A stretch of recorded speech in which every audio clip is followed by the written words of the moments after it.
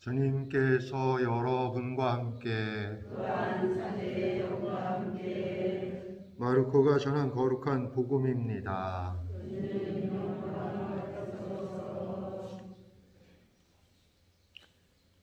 그때 부활이 없다고 주장하는 사두가이들이 예수님께 와서 물었다.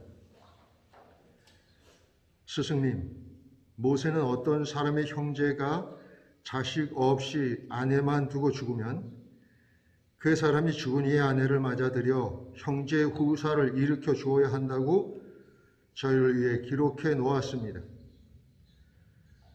그런데 7 형제가 있었습니다. 마지가 아내를 맞아들였는데 후사를 남기지 못하고 죽었습니다. 그래서 둘째가 그 여자를 맞아들였지만 후사를 두지 못한 채 죽었고 셋째도 그리하였습니다. 이렇게 7이 모두 후사를 남기지 못하였습니다. 맨 마지막으로 그 부인도 죽었습니다. 그러면 그들이 다시 살아나는 부활 때 그 여자는 그들 가운데 누구의 아내가 되겠습니까?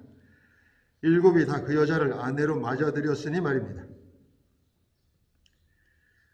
예수님께서 그들에게 이르셨다. 너희가 성경도 모르고 하나님의 능력도 모르니까 그렇게 잘못 생각하는 것이 아니냐. 사람들이 죽은 이들 가운데서 다시 살아날 때에는 장가드는 일도 시집가는 일도 없이 하늘에 있는 천사들과 같아진다.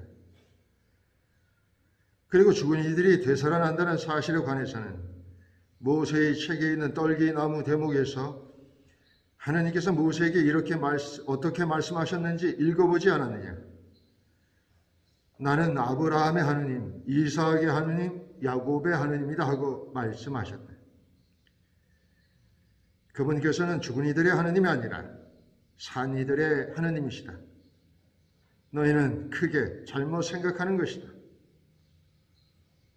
주님의 말씀입니다.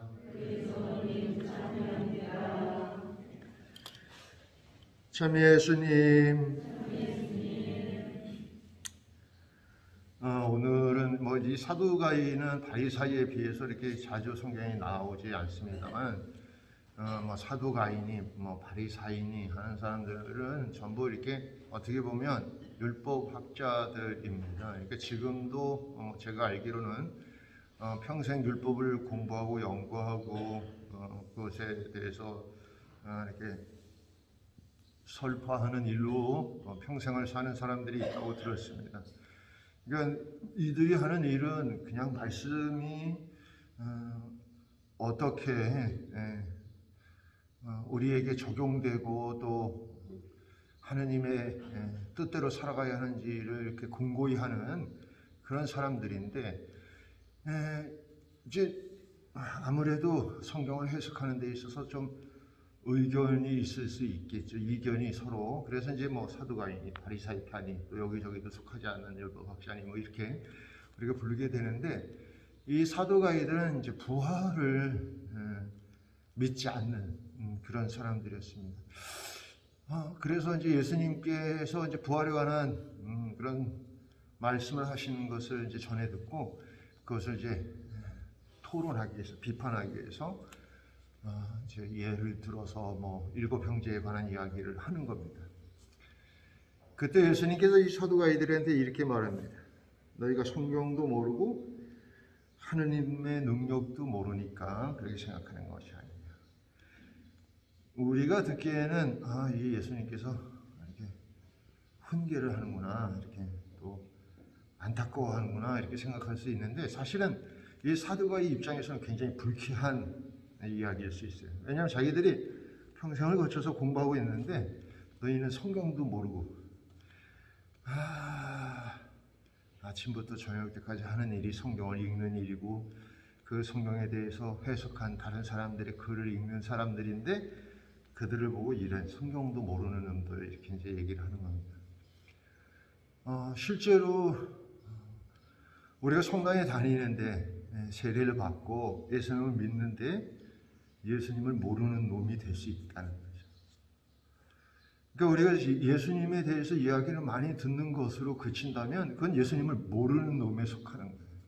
성경을 모르는, 그러니까 우리가 실제로 듣고 알고 깨닫고 하는 것도 중요하지만 실제로 듣고 깨닫고 아는 것들을 이렇게 사는 게 중요해요. 오늘 복음에서 굉장히 중요한 대목 중에 하나는 하나님께서는 살아있는 이들의 하나님이라는 겁니다. 실제로 저는 그런 생각이 들어요. 살아도 죽어있는 것 같은 사람이 있는가 하면 죽어도 살아있는 사람들이 있다는 거죠. 사실 살아서 살아있는 것처럼 살 때 죽어서도 살아있는 사람처럼 사는 겁니다. 살아서 살아있는 사람일 때 구원받고 죽어서도 살아있는 사람으로 하느님의 영역 안에, 다시 말해서 천국에 머물 수 있게 되는 것이죠. 그렇다면 살아있다는 것은 무엇이냐? 늘 깨어있는 삶을 의미합니다. 예수님께서도 항상 깨어있어라, 깨어있어라, 깨어있어라 하는 말씀을 자주 하십니다. 그러니까 우리가 깨어있다는 것은 내가 이렇게